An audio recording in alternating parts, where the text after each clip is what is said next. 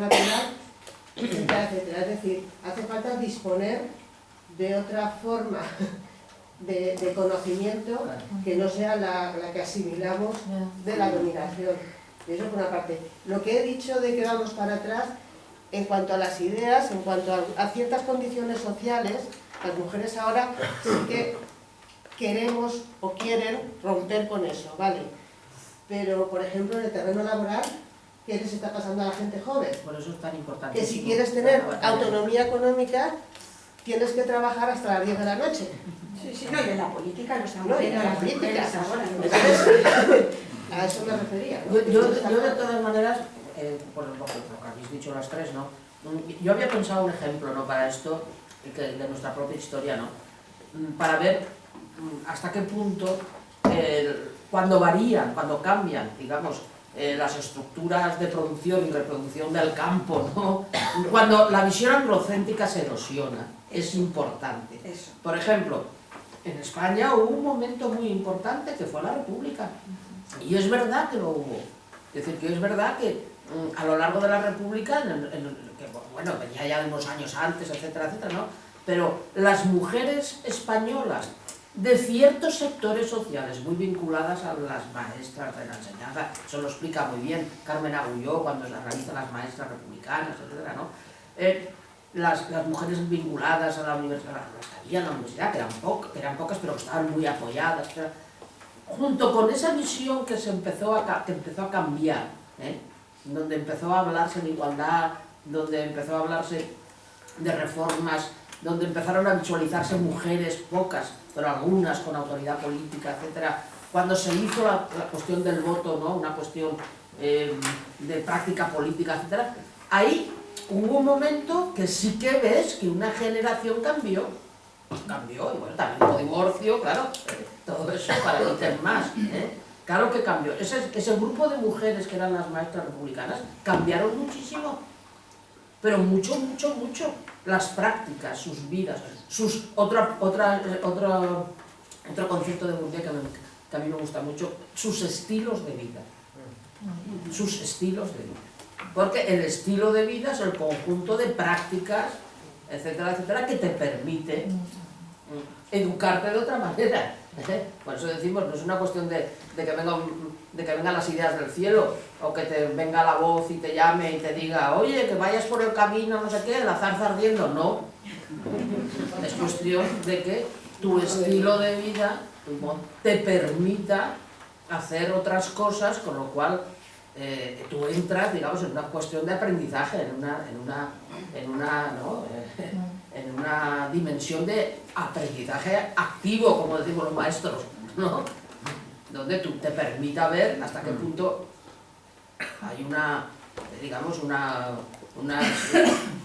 falta de coherencia entre lo que tú vas viviendo y lo que tú estás pensando, ¿no? Y ahí, en ese choque cognitivo, en ese tal cual, es donde entras y evolucionas, cambias y creces, ¿no?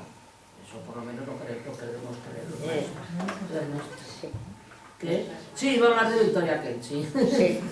Porque, precisamente, por ejemplo, dos mujeres que ven, en donde se ven las enormes diferencias, ¿no? O sea, lo importante que es las permanencias, los retornos al orden, lo que decía María Poveda. En este momento estamos en un momento de retorno al orden, de vuelta al orden, porque el Trump este de los cojones es la vuelta al orden. Es decir, que...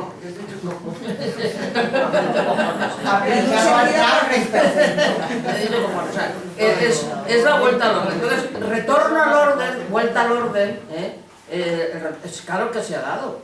Por ejemplo, en España hubo un retorno al orden feroz, que fue lo del 40, y la violencia era simbólica y no simbólica, ¿no? Entonces, ahí hay dos mujeres que ejemplifican dos posibilidades, dos espacios de posibilidades distintos.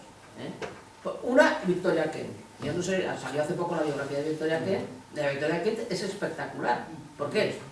Es una mujer, yo no sabía que su biografía había ido por esos derroteros.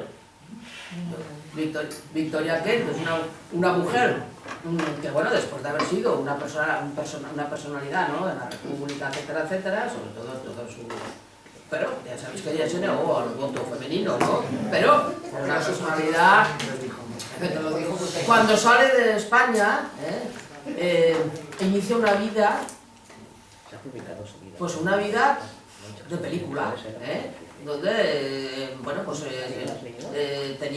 se hizo pareja de una supermillonaria norteamericana, vivía en la Quinta Avenida, una gente súper influyente en el mundo del arte y de la cultura de Nueva York, y bueno, pues vivió una vida, hizo lo que le dio la gana, es decir, que hizo muchísimas cosas, hizo muchísima cultura, etcétera, etcétera, permaneció unida al republicanismo español, ¿no?, hasta que volvió a España en el 77, nadie le hizo ni puñetero caso, ya no entendía nada de lo que pasaba aquí, se volvió y continuó con su vida. Entonces, Victoria Kent es una mujer que no retornó al orden. O sea, sus condiciones de posibilidad le permitieron ir contra su destino, ¿no?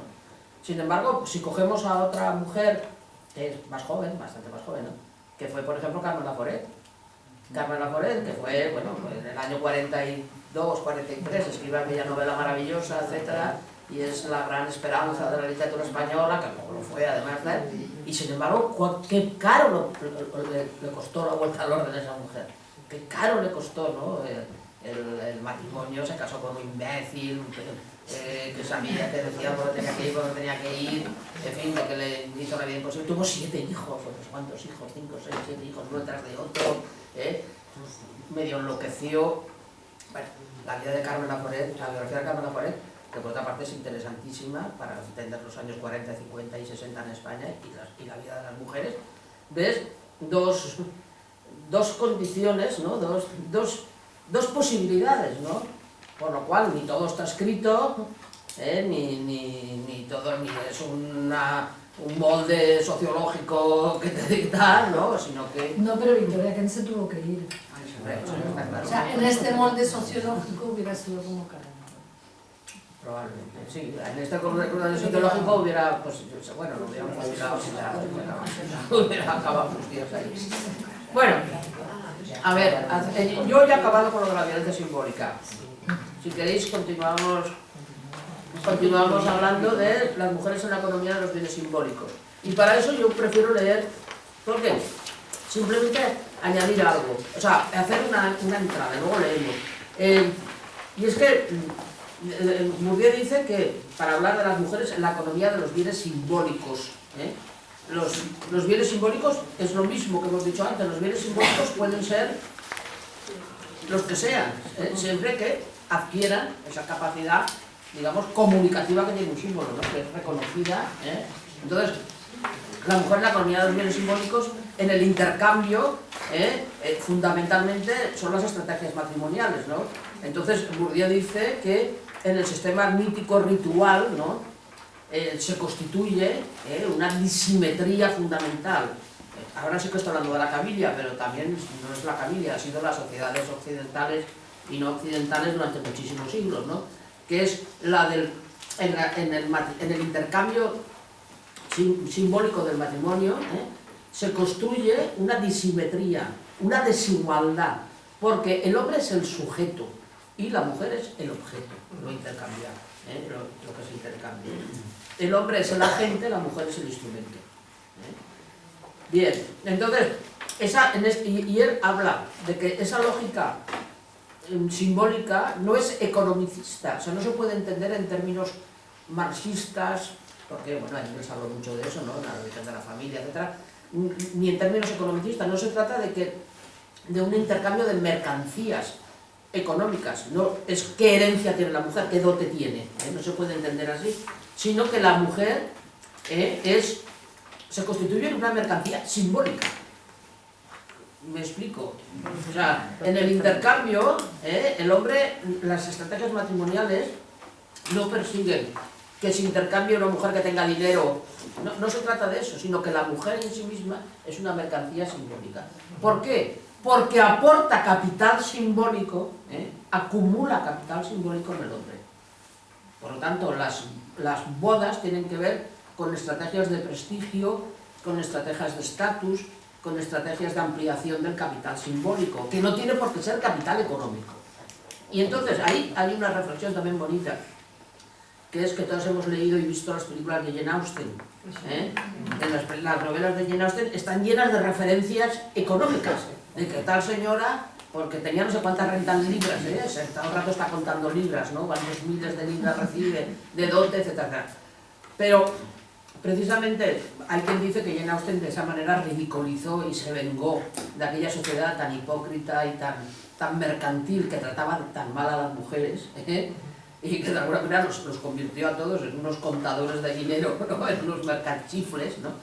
Pero también es verdad que en todas las estrategias de las novelas de Jane Austen, las mujeres adaptan su deseo a los maridos que les convienen, que normalmente adaptan el deseo, es decir, que se acaban enamorando de quienes les conviene, a las heroínas. Aciertan, eso es, aciertan. Y aciertan simbólicamente, porque muchas veces las heroínas están desposeídas, pero aportan otras cosas. Aportan honestidad, aportan brillantez, aportan humor, aportan muchísimas cosas, ¿no? Entonces, eso es la lógica simbólica, digamos, del intercambio matrimonial, ¿no? Entonces aquí vamos a leer la página 60.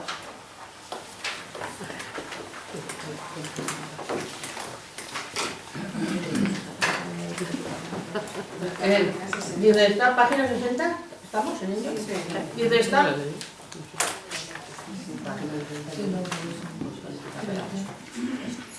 Está en la lógica de la economía.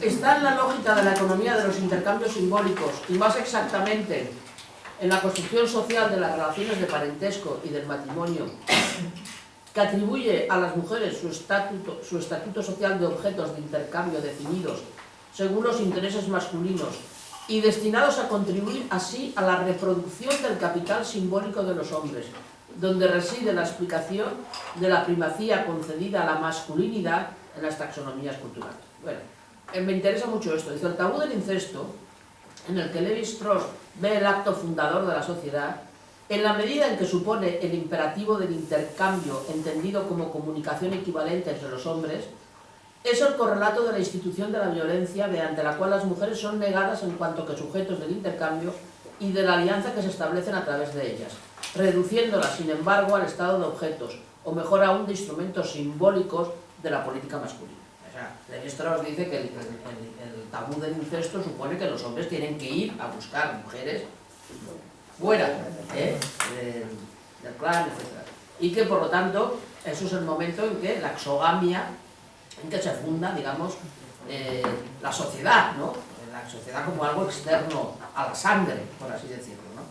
Entonces, Lévi-Strauss, sin embargo, ve un puro intercambio, ve en esto un puro intercambio, los hombres van a buscar mujeres, mientras que Bourdieu dice, no, no es solamente un intercambio, no es una mujer por un hombre, no, es una mujer dominada, porque los hombres son los iguales que van a buscar esos objetos y, por lo tanto, él es el agente, es el sujeto activo, el que busca entre iguales, mientras que las mujeres son intercambiadas tanto que objetos. Bueno, dice, no sé lo que dice ya. Dice, el tabú, ¿cuántos es más?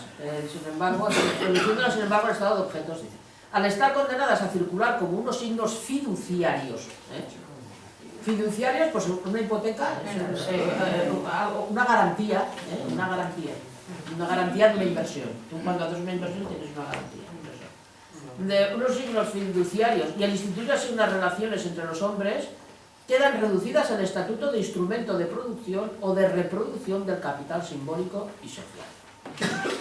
Me salto esto que pone aquí, el Lévi-Straussiano, no sé qué tal. Dice, la lectura estrictamente... dimensión política de la transición matrimonial. Sí, vale, yo me quedaría ahí, si queréis esto lo comentamos, y luego ya me saltaba la página 62, la página 62, no, 62 no, 65, bueno, ahí por ejemplo, en todo esto que nos hemos contado, ¿no? Ahí vuelve a hablar, dice, esta inversión primordial de los juegos sociales, ahí vuelve a hablar de todo lo que son, de cómo el matrimonio, etcétera, ¿no? Los rituales siempre son para las mujeres, digamos, los embarazos, etcétera, etcétera, no se celebran, mientras que los ritos masculinos siempre resaltan, digamos, pues eso, el papel de lo masculino, ¿no? Siempre, entonces, aquí viene reflejado aquello que yo os contaba de los saltadores de la melanesia y todo eso, ¿no? Dice, esta inversión primordial en los juegos sociales, ilusio, que hace el hombre. Vamos a ver, esto de la ilusio también hay que explicarlo. Y lo de los juegos sociales, o sea, Bourdieu piensa que en ese campo, en el campo que se traza, que puede ser el del arte, para estudiar el arte, o puede ser el de la educación, o el de la dominación masculina y femenina, ¿no? En este caso, en el campo de la dominación masculina y femenina, campo que es donde estamos estudiando esto, se establecen unos juegos sociales entre los agentes que pertenecen a ese campo. Y esos juegos sociales son un intercambio de estrategias por los cuales se disputa el capital simbólico que hay en ese campo. Entonces, unos ganan, otros pierden. En este caso hay unos y unas que intercambian un capital simbólico, no intercambian, sino que intercambian de manera subordinada, jerarquizada, usando unas reglas y valores compartidos. Eso es lo que para Bourdieu es un campo. Entonces, en este caso, vamos a ver, la ilusio, ¿qué es? Pues es las ganas de seguir esos juegos, esas estrategias de poder, son juegos sociales. Las ganas de seguir el juego, la ilusión por seguir el juego, el encantamiento del juego, el disfrute del juego. Eso es la ilusio. Y eso para Bourdieu es perfectamente masculino. A los hombres les gustan los juegos de poder. O sea, sirven para los juegos de poder porque les han enseñado eso. Mientras que las mujeres han estado siempre ausentes de cualquier juego serio. Dice Bourdieu. De cualquier juego serio. Por lo tanto, las mujeres... Eso es lo que acabas de decir tú, perdona. Tal cual. Lo que acaba de decir ella, que a ti no te interesaba la carrera de la banca, a que a tus compañeros sí les interesaba. Tú no tenías ilusión por ese juego. Pues vale, pues ahí hay una parte de la explicación. Entonces dice, esta inversión primordial en los juegos sociales, ilusio, que hace el hombre, que es hombre de verdad, sentido del honor, virilidad. Mal o como dicen los cabileños, cabilidad. O sea, línea principal, por así decirlo. Españolidad. Españolidad, mucho español. Es el principio indiscutido, es el principio indiscutido de todos los deberes hacia uno mismo, el motor o el móvil de todo lo ordenado. Es decir, que debe realizarse para estar en regla consigo mismo. O sea, los hombres, si no siguen esos juegos, si no tienen esa ilusión, esa ilusio, que no sé si se puede traducir con ilusión exactamente, esa ilusio, porque ilusio también... Es un poco ilusión. A ver, Lola, tú que estás ahí, el latín... ¿Yo? Ilusio, sí. Pues nada, ilusión, supongo. Ilusión, ¿no? Bueno, sí. Ellos, si no hacen eso, no siguen lo ordenado, no siguen el juego, no siguen las reglas. Por lo tanto, se sienten mal. Y que para ellos eso también es un destino, una carga, ¿no? Dice, esta inversión, dice, es decir, que debe realizarse para estar en regla consigo mismo, para seguir siendo digno ante los propios ojos de una cierta idea del hombre.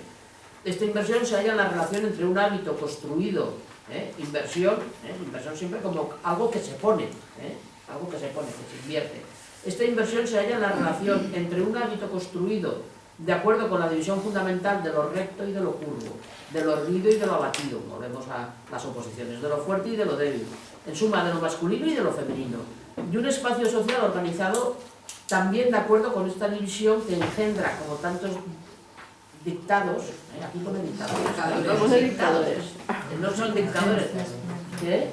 como urgencias. Aquí pone dictadores. Pues no, pues es como tantas urgencias o dictados o las Urgencias, cosas que hay que hacer. cosas que hay que hacer, las inversiones agonísticas de los hombres y de las virtudes, todas ellas de abstención y de abstinencia de las mujeres. O sea que los hombres invierten en esos juegos, agonísticamente. El año pasado hablábamos, ¿no?, de la democracia agonística, ¿no?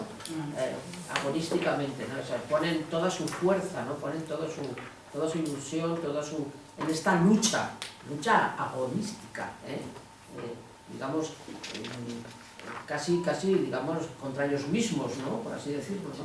Mientras que las virtudes de las mujeres son siempre de abstinencia. Yo eso no lo hago, a mí eso no me interesa. O de abstinencia, ¿y de qué otra cosa dice? Y de abstención. Bueno,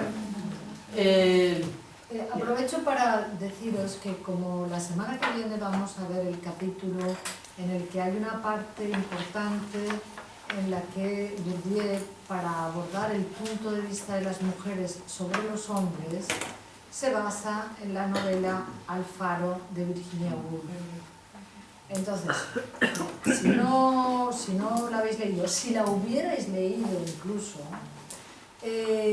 bastaría, creo yo, para seguir bastante lo que dice aquí, que os leyerais o releyerais las 20 primeras páginas.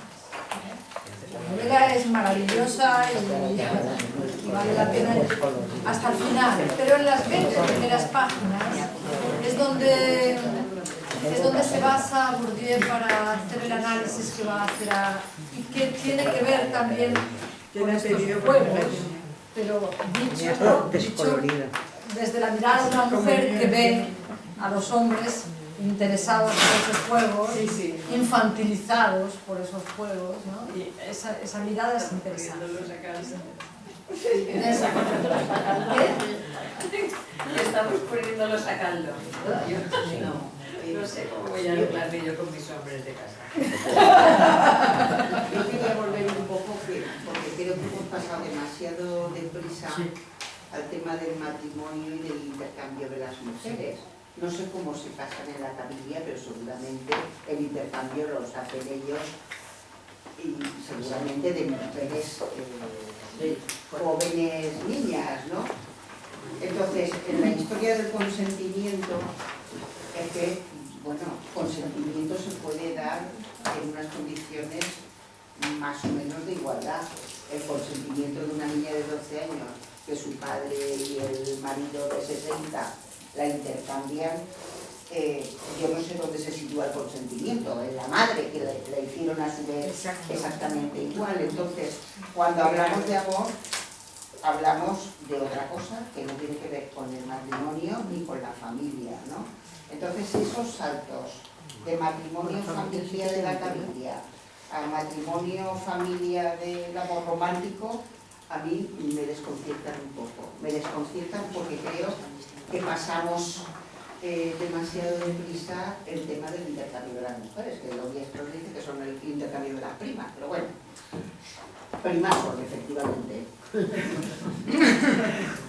Pero a mí me daría, bueno, me gustaría darle un poco, porque una de las instituciones que habla como para la imposición es la familia, el Estado, la Iglesia, la escuela, ¿no? Entonces, creo que lo hemos pasado demasiado deprisa. Y sobre todo, el matrimonio. Él en la Cabilia lo que está diciendo es que... ¿Alguien la vea? No, yo no sé si alguien la vea levantado la mano. En la Cabilia, él lo que dice es que en las sociedades menos complejas, por así decirlo, no se puede decir muy desarrolladas, pero sí en las sociedades como la Cabilia, donde no se juegan, digamos, otros capitales, porque digamos los términos de igualdad económica son bastante grandes, ¿no? Entonces las mujeres adquieren mayor todavía, el intercambio de las mujeres todavía pesa más. Y eso conecta un poco con lo que tú has dicho. en las sociedades como la India, etcétera, etcétera, ¿no? Las estrategias de intercambio matrimonial tienen mucha más importancia, ¿no? Por eso se hacen esos compromisos con 12 años, con 15 años, con no sé cuántos, no sé más, ¿no? Entonces, ¿por qué? Precisamente el valor simbólico de las mujeres adquiere mucho más peso, ¿eh? Por supuesto, también adquiere muchísimo menos, también tiene mucho menos consentimiento, o ningún consentimiento. Por eso, Ningún el tema de consentimiento. la dominación y subordinación. Claro, ahí hay una subordinación muchísimo mayor, una subordinación total y absoluta, ¿no? Pero aquí estamos, perdón, un momentito solo, que estamos hablando de consentimiento, esa niña que se ve casada así, no es que tenga que dar ella el consentimiento individualmente, es que el problema es un consentimiento con esas normas sociales, con esas reglas. Y, Bueno, la madre y todo. Sí, sí, o sea, claro. Pues la yo propia niña a lo mejor es también. como cuestionar ese tema que Sí, nos sí, ha sí, sí, resultado sí. tan complicado de asumir, Sí. del consentimiento y el consenso entre la dominación y la subordinación, como que no hay posibilidad de dominación sin subordinación en unas condiciones igualitarias. Yo creo que yo me he ido hoy a Foucault pero es que yo creo que cuando lleguemos al capítulo del amor, que está al final, que yo creo que es un capítulo fallido, sinceramente, yo me he tenido que ir a una cosita del final del tomo 1 de Foucault que yo creo que viene perfecto para lo que tú estás planteando, pero yo creo que es un tema que podemos entrar cuando lleguemos al capítulo del amor, porque o sea, de repente de repente Bourdieu al final mete este capítulito del amor que dice, bueno, y yo creo que es porque está pensando en lo que tú estás diciendo. ¿En qué estaría pensando? Pues a mí me interesaría mucho saberlo. De hecho, vi a su biografía para ver si era gay, si es hetero, cuántos hijos ha tenido. Si era católico, si era... Claro, porque y yo creo que él lo hace, Teresa, porque necesita responder a eso que tú... Creo que necesita responder a eso que tú estás planteando ahora y lo mete ahí, ¿sabes? Y yo creo que toca que eso no se te olvide volverlo a plantear cuando lleguemos a ese final.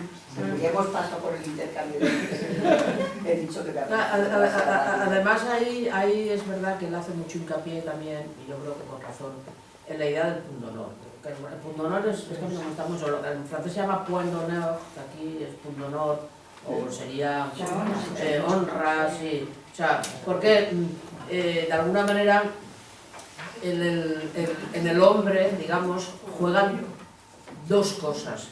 Por una parte, la idea del honor, o sea, las reglas del honor y de la honra, que son fundamentales. Por otro lado, digamos, la sumisión a las reglas del honor y la sumisión también a las reglas de la economía de intercambio de los bienes simbólicos. Y entonces, eso, digamos, le da, Bourdieu dice, y yo, bueno, yo soy más o menos también, bueno, yo hice una tesis sobre el siglo XVIII y XIX de la nobleza, y en la nobleza, eso... La nobleza es un ejemplo de eso, ¿no? O sea, todas las estrategias matrimoniales de fecundidad, educativas, sucesorias, todo eso teje el orden jurídico, teje el orden de la propiedad, teje el orden del urbanismo hasta, ¿no? De los castillos, de los cuantos demás. O sea, todo eso, el hombre es el agente, mientras que ahí se ve muy claro cómo las mujeres son objetos. Pero objetos que en sí mismas pueden tener un gran aporte de capital simbólico. Por ejemplo, os pongo un ejemplo de lo que yo estudié en mi día, y hice la tesis sobre eso, no sé por qué, pero la hice sobre eso. Las órdenes militares, ¿qué son las órdenes militares? Los caballeros de Santiago, la nobleza. Bueno, lo más que podía, lo más de lo más para uno que fuera de la orden de Santiago era casarse con una señora que no podía ser de ninguna orden, pero que era hija de un padre que tenía la orden de la Alcántara o la orden de Montesa. El cruce de honor, lo que aportaban las mujeres